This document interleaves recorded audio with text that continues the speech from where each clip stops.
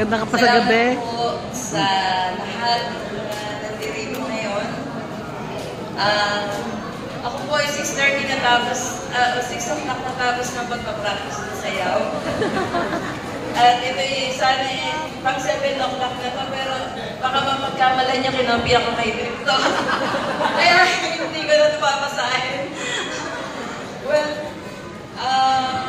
nais ko lang munang marahil nagtataka po kayo kung bakit madaming nanditong tao. Kasi marami po kaming naipon. Kakalipat namin ng bahay kasi wala po kaming sariling bahay dati. Marami po kaming naipong kapitbahay. Nandito po sila halos lahat ngayon. Mga taga-YMCA, Pondo, maraming pong salamat. Yan po ang hiling ng aking ina. Mga kamag-anak din po namin.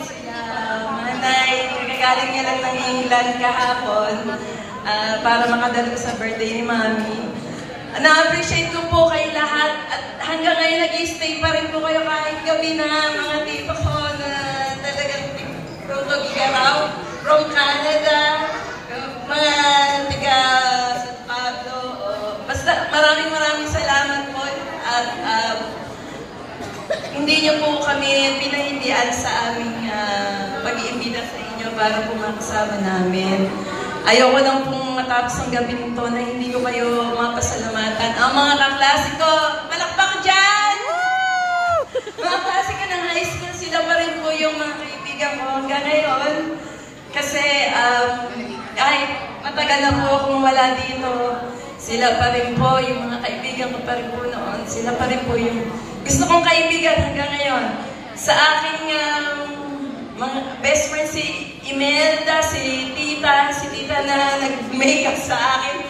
Mga klase ko nun pa sa trade. Maraming salamat kasi yung pagmamahal, yung pag-aalala nandyan pa rin. Hindi niyo ako nakakalimutan. Hindi ko din kayo nakakalimutan. Basta maraming salamat.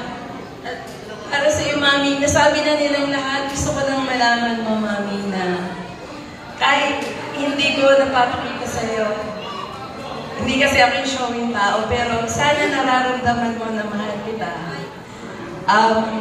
Ikaw kayo ni Inay, ang inspirasyon ko. Kasi yung buhay natin dati, sobrang hirap. Kaya parang talagang na-motivate ako na ang pangarap ko makita ko na masaya ka.